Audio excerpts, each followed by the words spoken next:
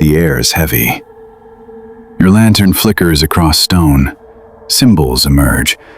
Not weathered rock, but carved hieroglyphs. A golden hand catches the light. Your eyes follow the arm upward until you meet her gaze. The goddess Isis. Her outstretched arms frozen in welcome or warning. Behind her, rows of mummies lie in alcoves, copper weapons still glinting in the torchlight. This isn't Egypt. It's the Grand Canyon. And the Smithsonian swears it doesn't exist. In the spring of 1912, an explorer named G.E. Kincaid claims he found this place, hidden 40 miles up the Colorado River. Halfway up a sheer cliff, he saw a staircase carved into the rock, each step worn smooth, as if walked on for centuries. He climbed, lantern in hand, through a tunnel so narrow the rock scraped his shoulders. When the walls opened, he stepped into a world no history book prepared him for. Days later, his story appears in the Arizona Gazette. The headline: Explorations in the Grand Canyon. Mysteries of immense rich cavern being brought to light.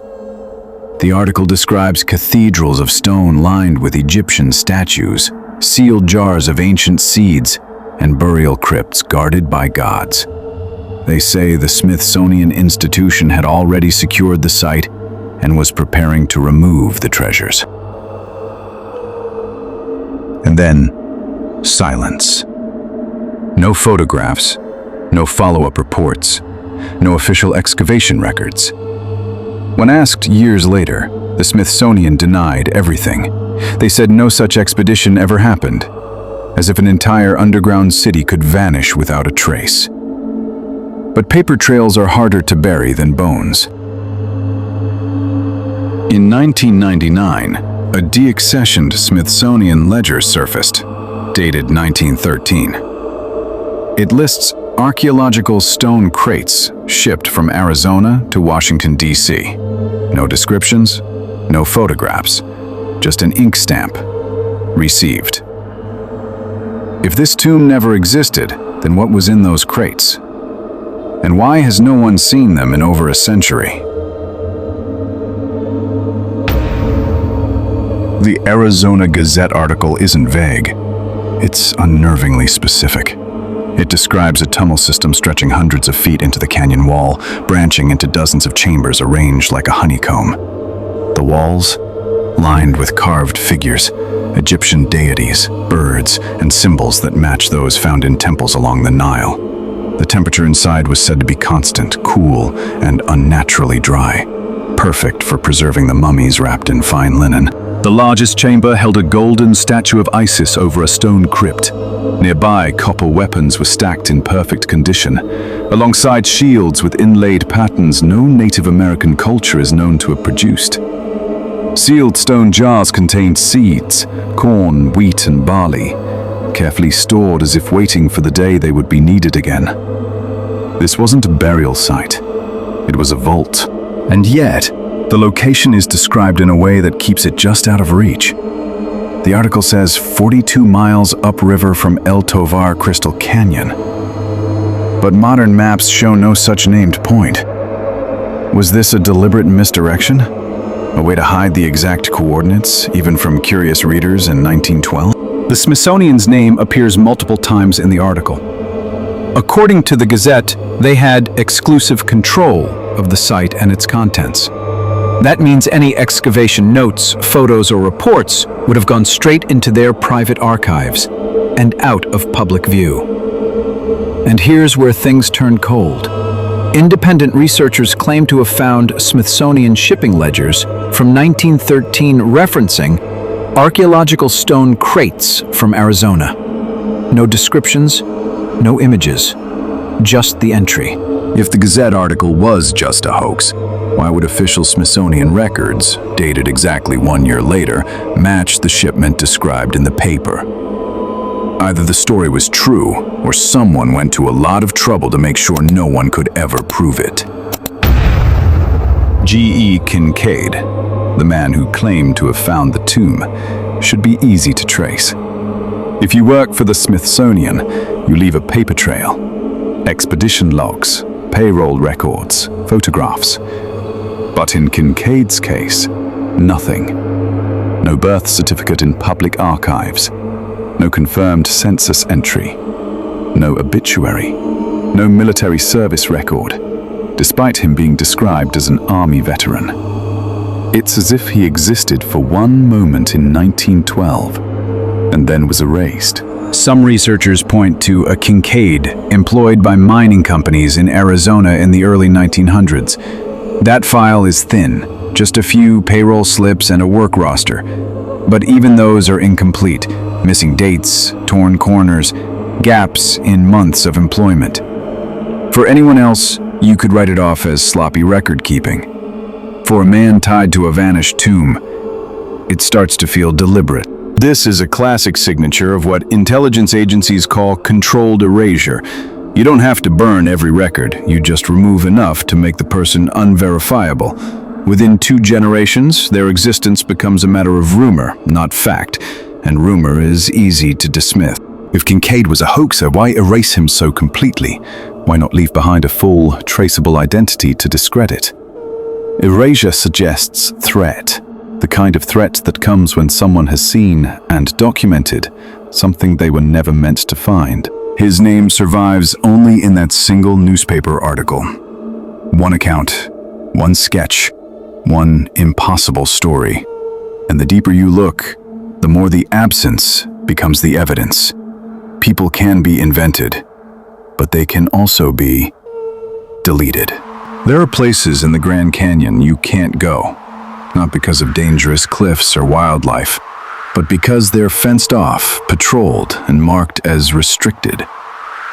The National Park Service says these closures protect fragile ecosystems and archaeological sites, but satellite images tell a different story. In some of these no-entry zones, cliff faces show perfect geometric cuts, rectangular openings that lead into shadow. Hikers who've tried to approach these areas report being stopped, not by park rangers in uniform, but by unmarked SUVs with dark-tinted windows. No badges, no clear agency markings, just a warning to turn back. And when asked why, silence. On old expedition maps, these restricted zones line up eerily well with the coordinates hinted at in the 1912 article. 4 miles upriver from the El Tovar Crystal Canyon, a name that no longer appears on any modern map. And yet, the topography matches. Steep canyon walls, narrow approach by water, no visible trails in or out. If you wanted to hide a discovery, this is how you'd do it. Make the approach dangerous, control the access, and let the years bury the memory. Anyone who tries to follow the trail hits a wall, both literal and bureaucratic. And the fewer people who even know the place exists, the easier it is to deny it entirely. In the official story, the forbidden zones are about conservation, and the unofficial one, they're about containment. Containment of something ancient. Something that would rewrite the origin story of 2 continents. The Smithsonian denial isn't unique. Around the world, history is littered with discoveries that briefly made headlines only to vanish into obscurity. In 1909, an explorer claimed to have found a Phoenician ruin deep in the Brazilian jungle. Dozens of stone tablets, inscriptions in a language that matched the Levant.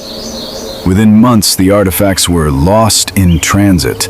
The museum involved never spoke of them again. In 1930, farmers plowing land in Illinois unearthed a jar filled with Roman coins. Metallurgical testing confirmed their age, nearly 2,000 years old. Experts quickly dismissed them as planted, despite no evidence of a hoax. Weeks later, the coins disappeared from the County Historical Society's display. In the 1960s, divers exploring a reef off the coast of Japan found what looked like worked stone structures, terraces, columns, even carved steps. Government archaeologists called it natural erosion, and shut down further study. Those who photographed it found their negatives damaged or missing. The pattern is always the same: discovery, brief fascination, expert dismissal, disappearance. And in each case, the evidence challenges a core belief about our past. Isolated civilizations, unbroken timelines, neat categories of ancient and modern. The Grand Canyon tomb isn't an outlier. It's part of a much bigger story, one where history isn't just written by the victors, it's curated by them. And what doesn't fit gets locked away. Why would the Smithsonian or any powerful institution erase a discovery like this? The first answer is control. A single artifact in the wrong place can shatter carefully built historical timelines. If Egyptians crossed oceans and built settlements here, then much of what we teach as first contact is a lie. That means entire academic careers, textbooks, and national origin myths collapse overnight. And the implications don't stop at history books. What else could they have brought? Advanced metallurgy? Navigational technology? Diseases that altered populations before Europeans arrived? If these things happened, they don't just change the past, they rewrite the political ownership of it. There's also the question of power. Whoever controls history controls the narrative, and by extension, the future. If you reveal that civilizations were interconnected long before the accepted dates, you also reveal that empires are built on selective storytelling. That's dangerous knowledge in the wrong hands, or maybe the right ones, depending on your point of view. This is why some discoveries are buried, others destroyed, and the rest locked away where only a select few can access them. To the public, the artifacts never existed. To those in control, they're insurance. Proof that they decide which truths survive. The Grand Canyon tomb could undermine more than archaeology. It could fracture national identity. And those who control that kind of narrative don't give it up willingly. Not for a century. Not ever. The official story says the tomb never existed, but fragments of its trail still survive. Scraps of evidence too scattered to erase completely.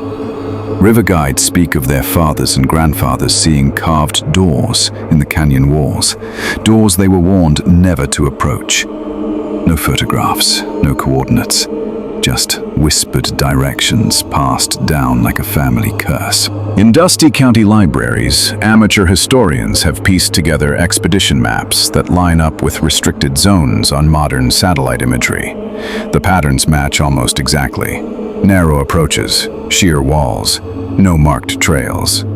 These maps weren't meant for tourists. They were navigation charts for people who already knew what was waiting upriver. The most compelling fragment is a shipment ledger, real paper, real ink, dated 1913. It lists archaeological stone crates from Arizona, received in Washington, D.C. The handwriting is rushed, the entry squeezed between routine catalog numbers, as if someone was hiding it in plain sight. If this was nothing more than a newspaper hoax, then why do these fragments exist at all? Why do the coordinates, the oral histories, and the paper trail all converge on the same stretch of river? Coincidence doesn't survive 100 years intact. Someone tried to bury this, and they missed a few pieces. Every surviving scrap is a reminder. Erasure is never perfect. The truth doesn't disappear, it waits. And in this case, it's still somewhere in the canyon. If the Grand Canyon tomb is real, it's not just an archaeological site, it's a crime scene. One sealed for over a century. Not by time, not by nature, but by human hands. Somewhere in the Smithsonian's deepest storage, there could be a crate containing proof that civilizations we thought were oceans apart once stood face to face. And if a discovery like this can be erased, what else could be hidden? What stories never made it to paper? What names have been removed so cleanly from the record that they've become ghosts? The truth is, history isn't just lost over time. Sometimes it's buried alive. Artifacts are boxed, locked, and forgotten on purpose. Whole chapters of our past are treated like contraband, controlled, rationed, or destroyed entirely. If they can erase a civilization's footprint, imagine what a factory owner in the Victorian era could erase about the children who died behind his doors. No headlines, no graves, just a ledger in a private archive, and chemical scars still buried in the ground. In the next investigation, we're not heading into the desert. We're stepping into a building that turned orphans into experiments and profited from their deaths.